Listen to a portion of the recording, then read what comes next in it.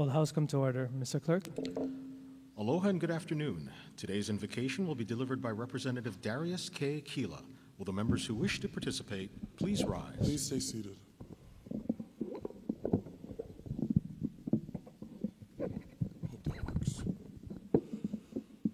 Aloha and good afternoon, colleagues. Thank you again for the chance to address you folks. I'm never not grateful for the opportunity to be alongside of you on this floor. In the interim, I had the chance to hold town halls every month, and I was really grateful for the chance to connect with our community, my community, and I'm sure you folks had the same opportunity.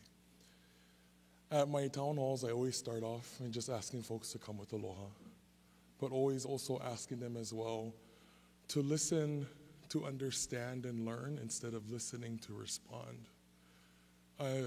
I've been dealing with a cold that I'm finally getting over, but I was able to heed my own advice because last night at my neighborhood board, I just had to listen. It was hurting, it hurts to talk, but what came from that is this alarming trend that I'm starting to notice within my district and maybe across the state.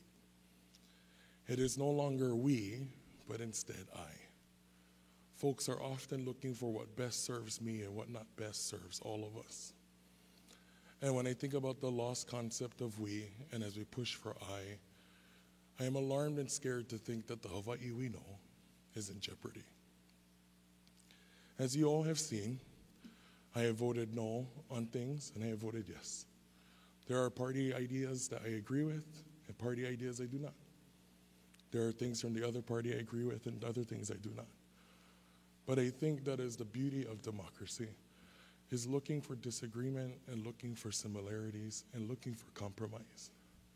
So as we head into the 5-day recess, whether you're in CPC, judiciary, or finance, instead of looking left and instead of looking right, let us continue to look forward. Mahalo.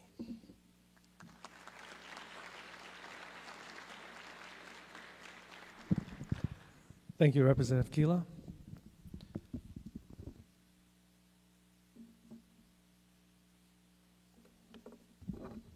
Item 1, roll call. Mr. Clerk, please call the roll. Mr. Ayu, Mr. Alcos, Ms. Amato, Excuse. Ms. Bellotti, Mr. Chun, Ms. Cochran, Excuse. Mr. Evslin, Mr. Ganadin, Mr. Garcia, Mr. Garrett, Mr. Gates, Excuse. Mr. Hashem, Mr. Holt, Ms. Hussey Burdick, Ms. Ichiyama, Ms. Kahaloa, Ms. Capella, Excuse. Mr. Keela, Ms. Kitagawa, Mr. Kobayashi, Mr. Kong, Ms. Lachika, Ms. Lamosau, Ms. Lowen, Ms. Martin, Present.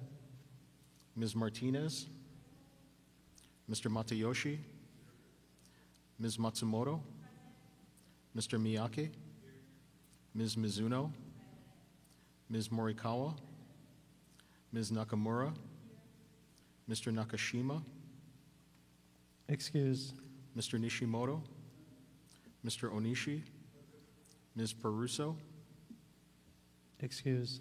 Mr. Pirrick, Ms. Poepoe, Mr. Quinlan, Mr. Saiki, Mr. Sayama, Ms. Souza, Mr. Takayama, Ms. Takenouchi, Mr. Tam, Mr. Tarnas, Mr. Todd, Mr. Ward, Mr. Woodson, Excuse. Mr. Yamashita, Mr. Speaker. Present. Mr. Speaker, 44 members are present, 7 are excused. Item 2, reading of the journal. Representative Morikawa. Mr. Speaker, may this matter be deferred. So ordered. Item 3, Mr. Clerk, are there any messages from the governor? Mr. Speaker, there are none. Item 4, Mr. Clerk, are there any Senate communications? Yes, Mr. Speaker, we're in receipt of communications transmitting the noted Senate bills, all having passed third reading in the Senate. Representative Morikawa. Mr. Speaker, I move that the Senate bills laying on the clerk's desk pass first reading by title. Representative Garcia. Mr. Speaker, I second the motion. It has been moved and seconded that the Senate bills laying on the clerk's desk pass first reading by title. All those in favor say aye. All those opposed say no. The motion is carried. Mr. Clerk, are there any further Senate communications? Yes, Mr. Speaker, we are in further receipt of a communication returning the noted House bill having passed third reading in the Senate. Representative Nakamura. Mr. Speaker, I move to disagree to the amendments made by the Senate to the noted House bill. Representative Morikawa. Mr. Speaker, I second the motion. Any discussions? All those in favor say aye. All those opposed say no. The motion is carried. Members, are there any introductions? Representative Tam. Thank you, Mr. Speaker. In the gallery behind me today is Samuel Lopez, Director of Federal Affairs for the Building Owners and Managers Association International, all the way from Washington, D.C. Alongside him is the Executive Director for BOMA Hawaii, Melissa Pavlicek. Welcome to your House of Representatives.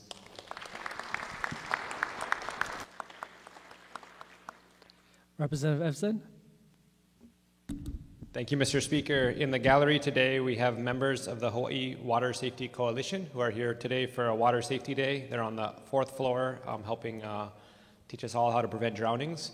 If you could please rise when I say your name. We have the Chief of the Kauai Ocean Safety Bureau, Kalani Vieira, and also the Executive Director. He's also the President of the Hawaii Lifeguard Association. We have Kirsten Hermstead, who is the Executive Director of the Hawaii Lifeguard Association.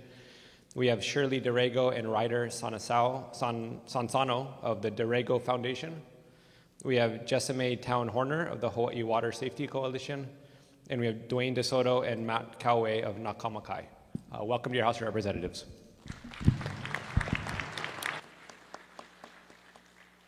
Representative Tarnas. Thank you. I just wanted to acknowledge and mahalo the Deregos for being here all the way from Waimea, and mahalo for all your great work. Welcome to your State House of Representatives. Representative Keela. Thank you, Mr. Speaker. In the same breath, I'd like to mahalo Mr. DeSoto coming all the way from Waianae today. On behalf of myself and the representative from Waianae, thank you for all that you do.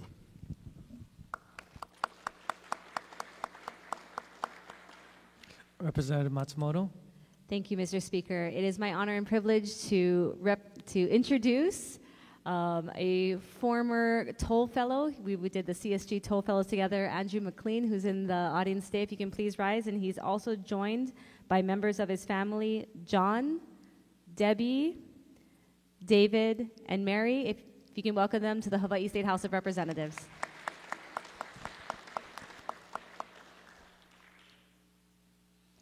Members, with no further introductions, let's move on to the order of the day. Item 5. The chair will call a recess.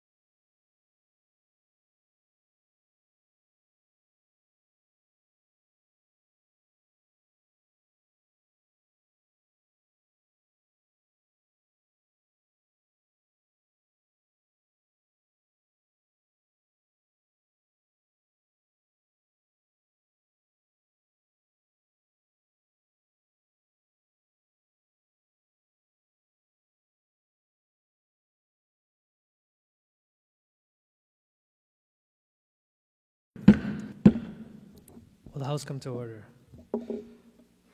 Item 5, reports of standing committees. Representative Nakamura. Mr. Speaker, I move to adopt Standing Committee Report number 622-24 as listed on page 1, and that the accompanying Senate bill as amended pass second reading and be referred to the Committee of Finance. Representative Morikawa. Mr. Speaker, I second the motion. Any discussions on STANCOM Report 622-24?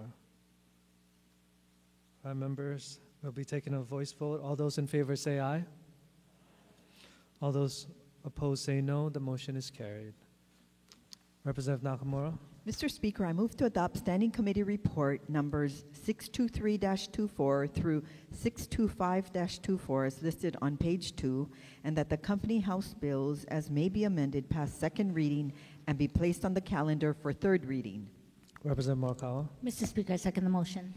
Any discussion on STANCOM Report 623-24, 624, 625? Representative Ward. Thank you, Speaker. I rise in strong opposition against 625 HB 1630. Proceed. Why am I so opposed to this? A couple of reasons. Mr. Speaker, for about the last decade at least, we've had an identity crisis.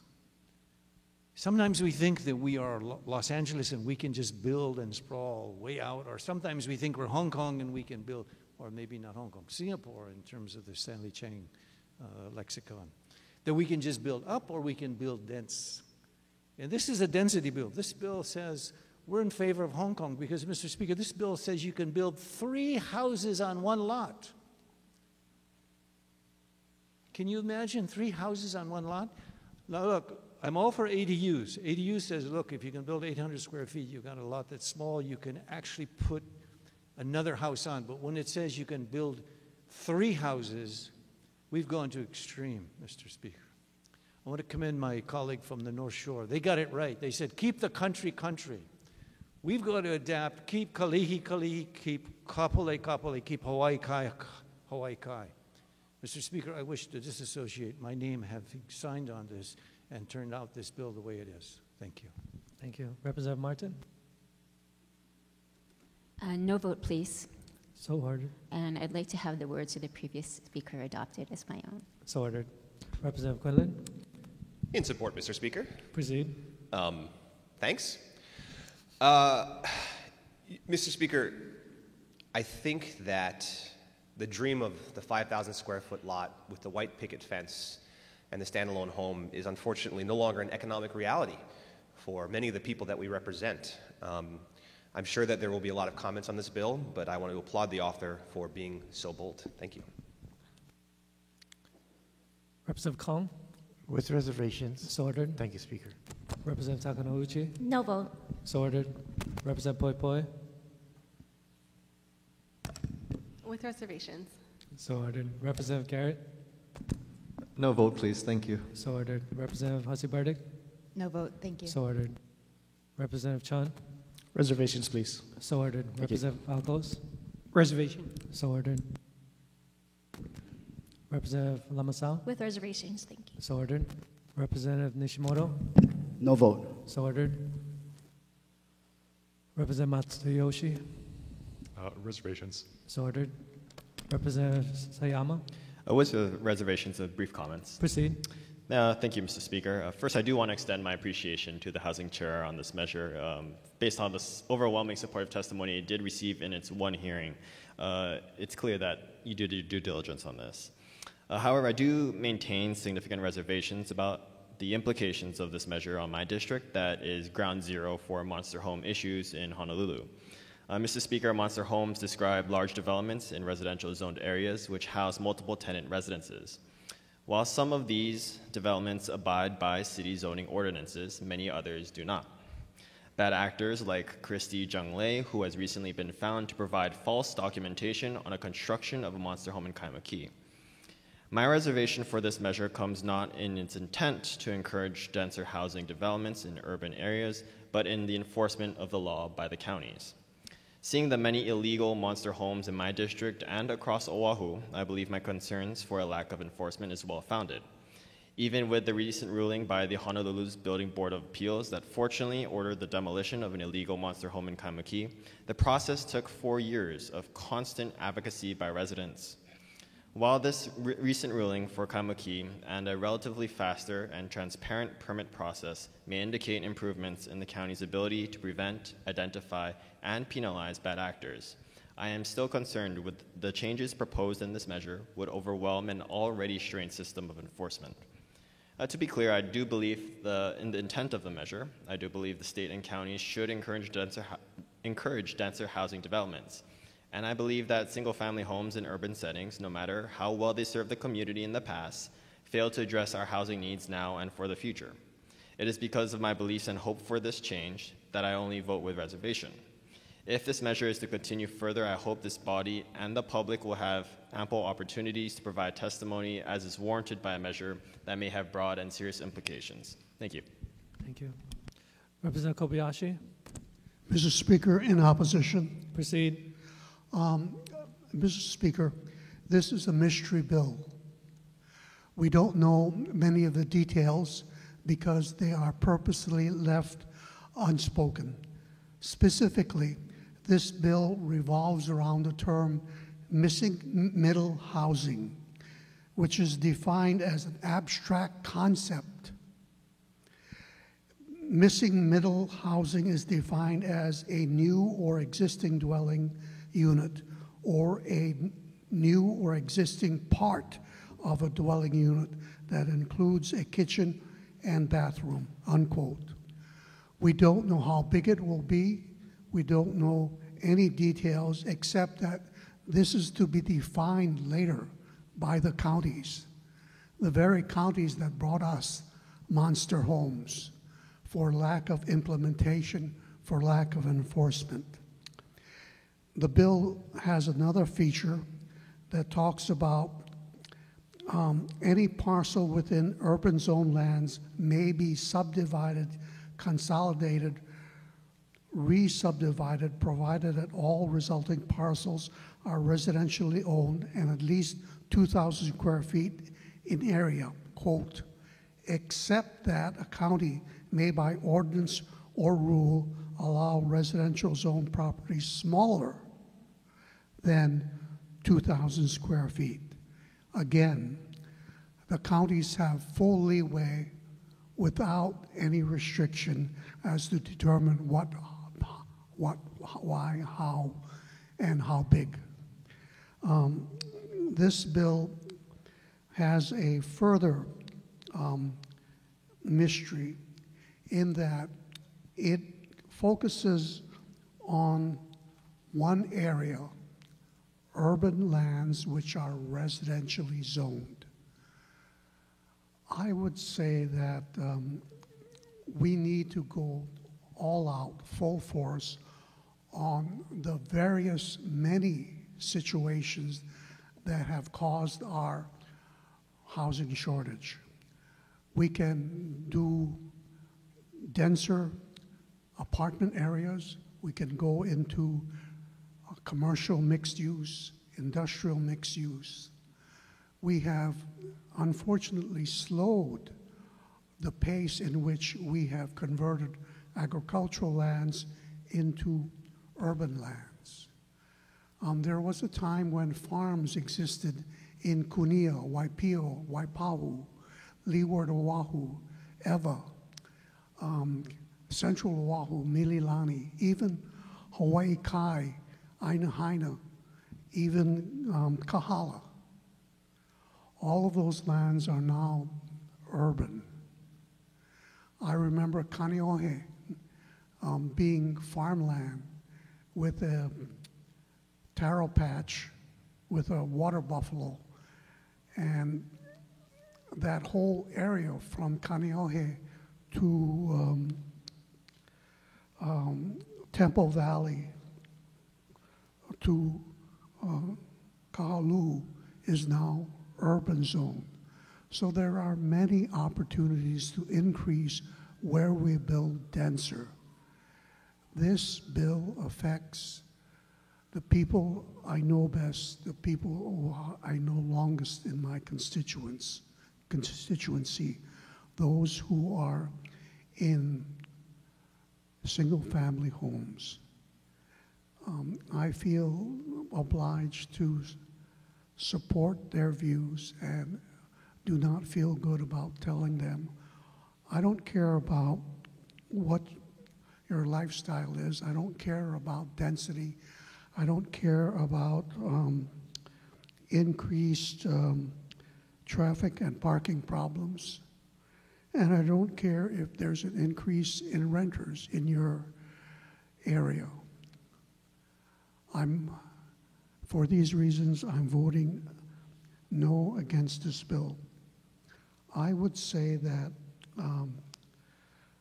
we need to talk about the whole spectrum of how to solve. Yield my time. Thank you. So ordered. We need to focus on the whole spectrum of how to solve our housing crisis, both in urban lands, which are residentially zoned, and all other lands, zoned urban or not. That, I think, is one of the missing components of this attempt. The author circulated a summary of this bill saying that HB 1630 allows more homes in exactly the ways we need them, the missing middle of the housing stock between expensive single-family homes and big apartment buildings. I know that if you want to build less expensive homes, one way would be to look at more apartments, more condos, which are generally considerably cheaper than single-family homes. This changes the focus and says the solution is a single silver bullet affecting only urban homes which are residentially zoned. I think that we need to broaden our scope, and for these reasons, I'm no on this bill and urge others to vote no. Thank you. Thank you. Representative Eslin. Thank you, Mr. Speaker.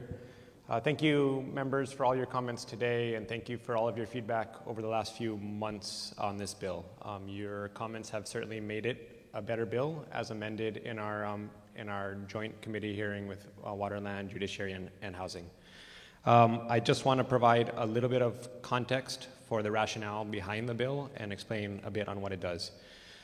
For the rationale, the cost of housing in Hawaii has gone up by 155% since 1984, the year that I was born, and that's adjusted for inflation. So that's over and above the cost increases of all other goods. Housing has gone up by 155%. And that's just cost increases for existing homes, right? This doesn't include new luxury homes coming onto the market and skewing it. This data set is just valuation increases for existing homes. And what that means is if you bought a home in 2012 for $500,000, that exact same home today would have more than doubled in price, meaning you're making more than $20 or around $20 an hour at a full-time job at the increasing value of that home, right? And unlike a full-time job where your labor is providing value to a product or service and people are paying you for that, your house isn't getting any better at sheltering you. It's probably getting worse because it's getting old. That value is based purely on scarcity, right? We're not building enough homes for our local population here, and so the price of existing homes is going through the roof. And that money does not materialize out of thin air, right? It's literally a transfer of wealth from my generation, right? Those who weren't able to afford a home 10, 20, 30 years ago are paying that increasing valuation. And it's having huge impacts on our communities in so many ways. As UHERO has shown, more than a third of local residents can't afford the cost of median-priced home in Hawaii. This is causing mass migration out of Hawaii. As Civil Beat reported this morning in an article was titled something like, "Are local people happier on the mainland?" And the subject really was, cost of living is cheaper on the mainland and local people are doing better there than they are here, which is tragic. This mass out-migration is causing worker shortages across lots of critical industries, teacher shortages, caregiver shortages, entry-level public sector jobs. You cannot do any of these jobs and afford a home in Hawaii. It's causing homelessness, right? We don't have enough homes. People are homeless, spiral of negative outcomes because of that. And then even those who are able to afford a home in Hawaii are often working 2 or 3 jobs just to make it, right? And 2 or 3 jobs means time away from your family. That's increased stress on the family. That leads to a host of other negative outcomes, right? So much of what we spend the time here on the floor talking about, I think, is related to the cost of housing, making it, in my opinion, the biggest crisis we face in Hawaii. And why are we building so few homes? Again, as UHERO has shown, Hawaii has the most regulated housing market in the country by far. And as study after study shows, high amount of zoning regulations and regulatory burden leads to less housing construction overall, leads to higher market prices for housing. So in a lot of ways, right, and I mean this with all due respect to everybody here, to the institution, to everybody working hard to solve this problem, but what we're doing is not working, right? Me as the Housing Committee Chair, I feel like I'm failing on this front. Me as a former council member, am failing as we are seeing rapid increases in the price of housing under our watch, right? And maybe if we had $2 or $3 billion in this year's budget extra, we could subsidize housing and we could maybe solve the crisis or put a big dent in it. But we don't have $2 or $3 billion now. We're never going to have that money to put into housing. And by all means, yes, let's put $150 million into the Rental Housing Revolving Fund. That's going to help people who need it, but that's not going to solve the housing crisis in Hawaii. To do that, we need, in my opinion, regulatory reform and zoning reform, similar to this measure and beyond in other ways, right? And what this measure intends to do is to continue to try and preserve and protect agricultural and conservation zone land and to make it easier to build in the urban state land use district as our state land use laws were intended to do. And it does so by essentially legalizing multifamily housing in the all residential lots within the urban state land use district, contingent on infrastructure, right? Nobody could build this housing if there's unavailable. Mr. Speaker, I yield my time. Thank you. So ordered. Contingent on infrastructure, right? And it preserves, HRS 46.4 has a number of provisions which gives the counties their zoning powers. The counties, through their land use ordinances, have codified these powers in terms of setback requirements, lot coverage restrictions, floor area restrictions, height restrictions. All of these things control the form of development, right? The building envelope. None of that changes under this bill at all. Those are all entirely preserved. All this does is ensures that the counties are allowing for essentially 2 extra ADUs on that property, right? A duplex and an ADU on the house, or possibly a triplex within the existing footprint of the home. This bill also ensures that people can split their lots, right? Smaller lots mean smaller home sizes, mean cheaper homes. It also would reduce the impact fees for those units to make it easier to build. The intention being, again, legalize multifamily housing, allow people to provide housing maybe for their aging parents or for their children, or just as a rental unit so that they can afford a mortgage like I do. The only way I can afford a mortgage is I split my home in half, I rent out half of it, I can pay my mortgage. I've increased the supply of rental housing. If we do that enough, we can drive down the market price of housing. On its own, this isn't going to solve the housing crisis, but I think if we don't do this, or measures like this, that we don't have a chance of solving the housing crisis. Again, I appreciate the dialogue here. I appreciate everybody's continued feedback on the bill, and I appreciate our efforts towards making this a better bill. Thank you. Strong support. Thank you. Strong support. Representative Mr. Kilo. Speaker. Thank you, Mr. Speaker, in support. In order to keep Maili, to keep Nanakule, we need to build in areas that there is land available. Mr. Speaker, it was this body that has drawn criticism to our dependence on imported goods, as a previous speaker has alluded to the conversion of ag lands for residential development. How are we to feed our people if we are converting ag lands to housing? The average commute to a resident in House District 44 from downtown Honolulu at 5 o'clock is upwards of 70 to 85 minutes on any given day during the work week. 87-137 Kelikipi Street in Waianae, Hawaii, a dilapidated home for sale in Maili, is currently requesting a price of $540,000 due to the sole fact of home scarcity. The urban core benefits from infrastructure that is available to them that was unfortunately not planned and developed in our rural areas. When we have several hundred homes in House District 44 that cannot even hook up to sewer to convert their cesspool for one, the cost, and two, the poor planning. The sprawl and push out of the urban core has started to push out the community members who make rural communities like my district special. I cannot keep Maili Maili or Nanakuli Nanakuli when the residents who contribute to the character and makeup of my community are leaving in sprawls and heightened numbers. And as someone comes in to take their place, we lose the character and identity of our rural communities. So for those reasons alone, I support this measure. Mahalo. Thank you. Representative Ward. Thank you, Speaker. Second time in opposition. First request is may the good representative from Diamond Head, his comments be entered into the journal as my own. So ordered. And he reminded me, and first I want to appreciate the chair very sincerely, very passionately, and objectively, except for missing a few things, has pleaded his case. But for all of us in this body who, for the last 2 sessions, have had a new anti-tourism, anti-HTA, anti-let's not get our neighborhoods bogged down with Airbnb. If we think that this bill is not going to, when you got 3 units on your house, and by the way, we have the smallest units in the United States, this is Peter Savio, not me talking. If we have the smallest units and we put 2 more on our existing lots, for sure we're going to get more Airbnb. So if we want our neighborhoods to get more crowded, more traffic, more noise, here's this red carpet to put out and say, hey, como mai Airbnb, which we've spoken against for so long. Let's know that unintended consequences are almost normal when you get bills this easily opening the spigot. Thank you, Speaker. Thank you. Representative Martin. Again, in opposition.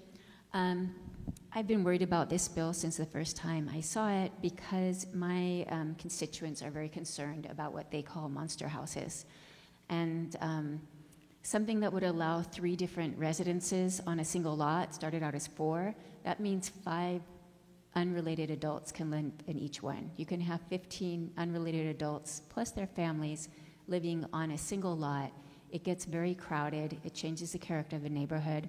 The other thing it does is it will increase our prices because now investors who want to rent can come and buy properties just as we saw that same price pressure with vacation rentals when they were so unregulated, or it still are.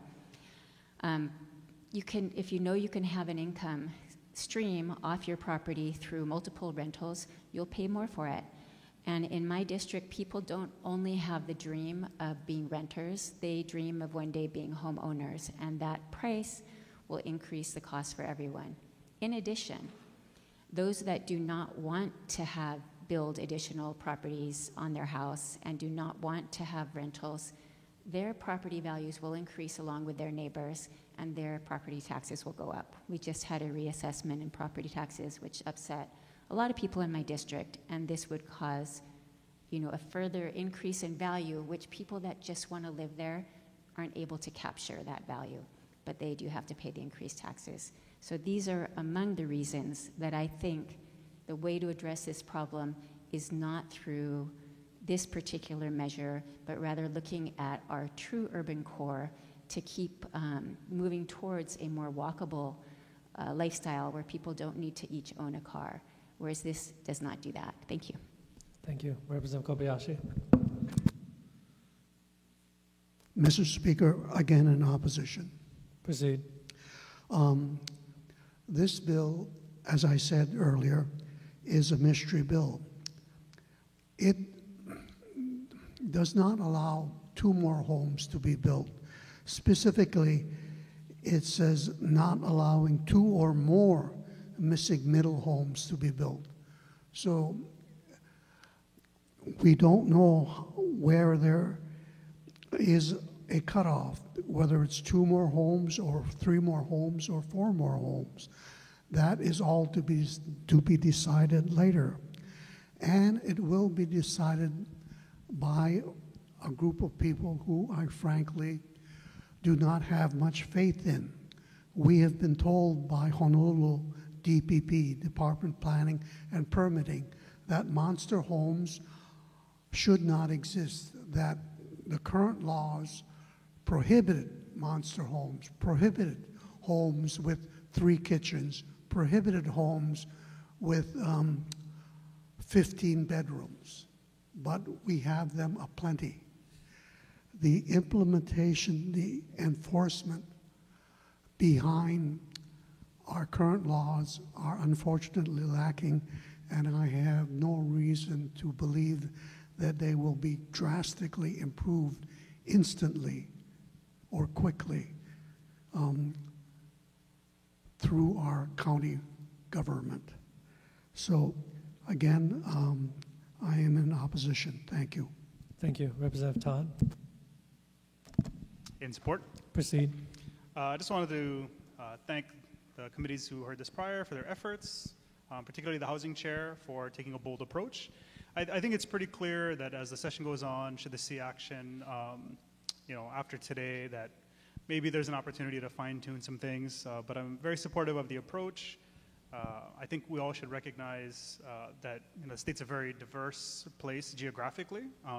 In our area, the Hilo, Puna, East Hawaii area, as an example, we approved all of this development out in Puna, way well before our lifespans actually, which makes me feel good.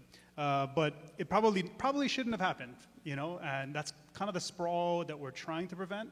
Is now we have these massive infrastructure problems, massive traffic issues, because they approved the development of 30, 40, 50,000 1 to 3 acre lots. And that's the kind of sprawl that could potentially be prevented if we better utilize our urban lands. But I do recognize that there are areas where this may be impractical. So I'm hopeful that as it proceeds, we'll kind of fine-tune some of those things and eliminate some of the potential unintended consequences. But beyond that, I think the state is bad at a lot of things. And I think, being here, we all recognize that there are areas where the legislature has historically failed. But I think we do need to recognize that one of the reasons we're in this place is that the counties have spectacularly failed to manage housing policy. And I think it is the time for the state to take a more active role in housing policy, and where necessary to set broader policy that the counties should adhere to. Just as an example, when talking about the property tax issue specifically, on Hawaii County, that would not be a problem because we cap the increase in property tax at, I think, 3% per year for a single-family home. So valuations do not impact property tax growth for single-family owner-occupant households. It's a very simple fix, and Hawaii or Honolulu City and County could very easily implement that if they chose to, but they haven't. So just in support of this approach and hoping we can work things out so that everyone feels a little bit more comfortable down the road. Thank you. Thank you. Representative Matayoshi. Thank you, Mr. Speaker. Still in with reservations. Proceed. I do want to thank the bill's introducer and the Housing Chair for starting this discussion. I think it's worth looking into.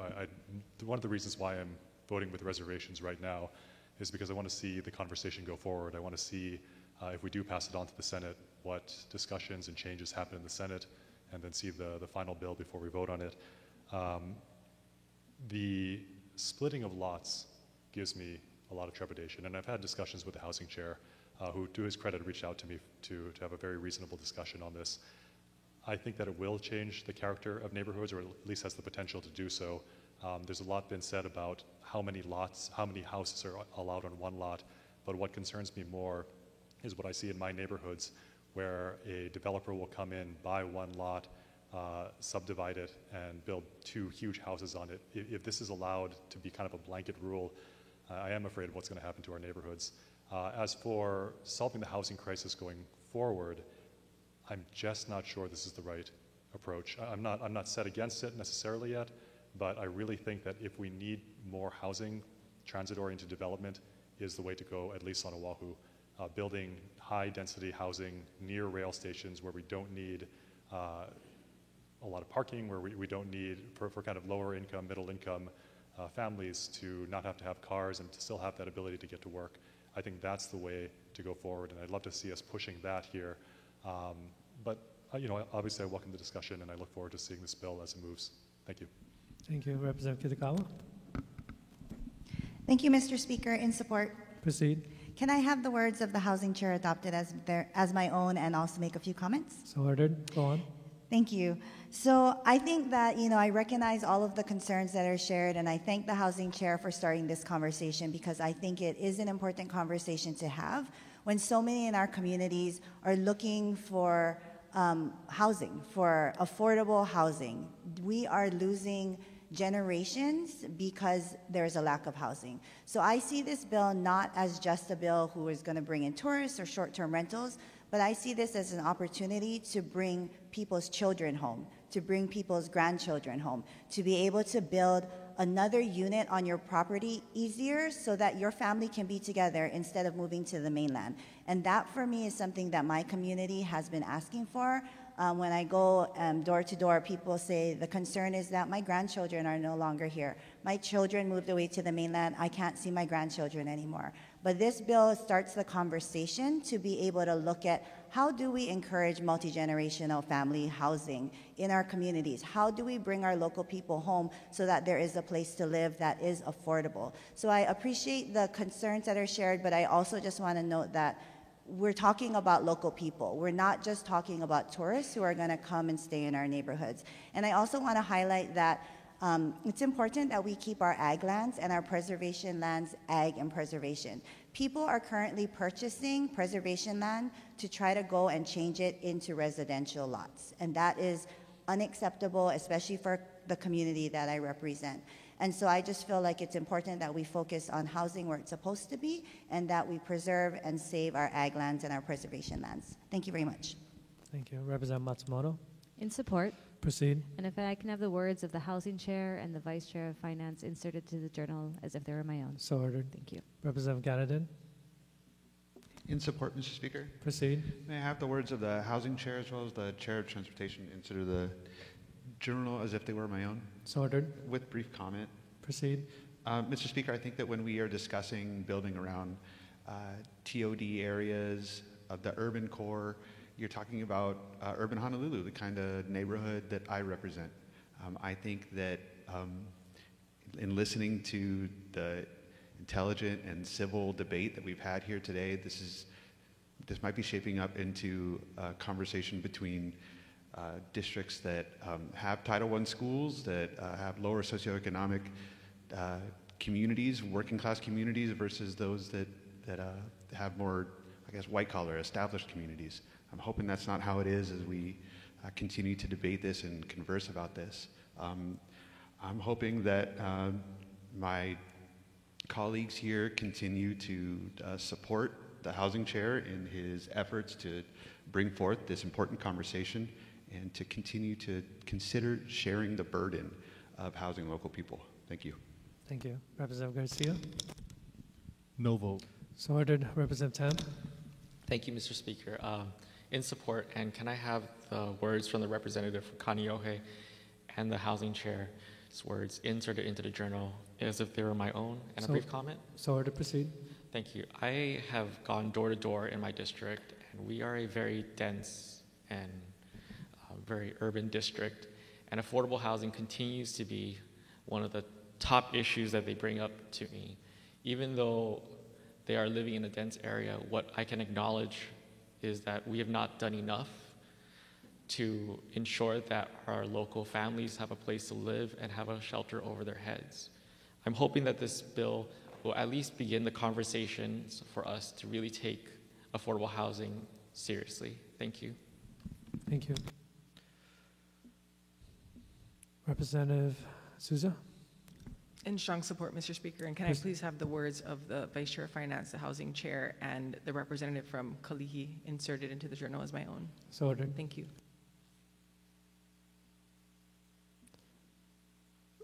You already spoke, Representative. Written comments in the journal, please. That's all. So ordered.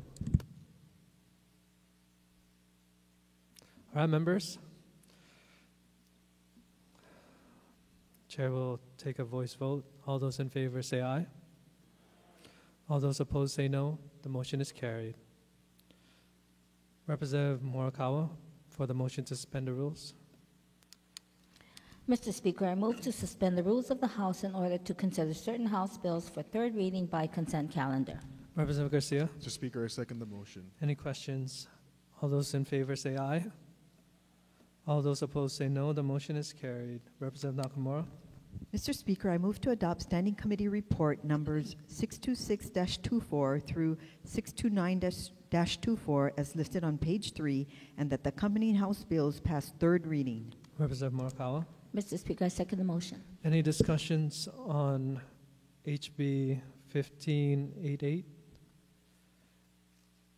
HB 1650, HB 1642, and HB 2343? All right, members, Representative Morikawa for the vote. Thank you, Mr. Speaker. On the measures before us, all majority members vote aye. Representative Garcia. On the measures before us, all minority members vote aye. Have all votes been cast? Said House bills passed third reading. Members, please note the 48-hour notice for HSCR number 630-24 and 631-24. Item 6. Mr. Clerk, are there any resolutions for action? Mr. Speaker, there are no resolutions for action. May all others be referred to print. So ordered. Item 7, announcements. Members, Representative Ayu. Thank you, Mr. Speaker. I'd just like to request a brief moment of silence today to recognize or to commemorate the life of Emmy Tumingbang, a graduate of Farrington High School, Leeward Community College, and University of Hawaii at Manoa. Emmy's educational background laid a strong foundation for her illustrious career. She was a pioneer in highlighting the diverse narratives within Hawaii, from the rich history of the Hawaii Filipino community to profiles of influential figures across the islands and beyond. Emmy's passion for storytelling took her around the world, yet her heart remained deeply rooted in Hawaii, always aiming to promote a sense of place and the unique culture of her home state. Her contributions were recognized with numerous accolades, including Telly Award for her biography of President Barack Obama. Emmy's dedication for her work and her community was evident in her work, such as with her documentary Mabuhay with Aloha, which celebrated the Hawaii Filipino Centennial, and her efforts to educate and inspire through lectures at the Philippine universities. Thank you, Mr. Speaker. Thank you. Members, we will be taking a moment of silence after our adjournment. All right, Representative Ward. Thank you, Speaker. This is more of a heads up than an announcement. There's a bit of confusion regarding a rally for the country of Ukraine in its second year anniversary of the war. It's supposed to be at 4:30, and there doesn't seem to be a confirmation that's out, but there was an email that said there is going to be one. So please have a peek out your door at 4:30. If the Ukrainians show up, please do. You don't have to wear a pin or a flag, but show support for what otherwise is a grueling, grueling war that hopefully is going to show that freedom and democracy prevails against a Putin who unfortunately just murdered Navalny and his biggest political opponent. Having said that, 4:30, just a heads up. Thank you, Speaker. Thank you. Representative Lamasao. Mr. Speaker, I respectfully ask for a moment of silence to commemorate the life of Cranston Pia, a beloved father, son, husband, brother, friend, and rancher who tragically passed away over the weekend following an incident on his Makaha ranch. My heartfelt condolences are extended to his wife, Kristen, and daughter, Keely, and the entire Pia and Hanabusa families during this difficult time. Mahalo. Thank you. We'll also do that same request after adjournment. All right, members. With no further announcements, motion to adjourn. Representative Morikawa. Mr. Speaker, I move that this House stand adjourned until 12 o'clock noon, Thursday, February 29th. Representative Garcia. Mr. Speaker, I second the motion. All those in favor say aye. All those opposed say no. The motion is carried. The House stands adjourned until 12 noon, Thursday, February 29th. Members,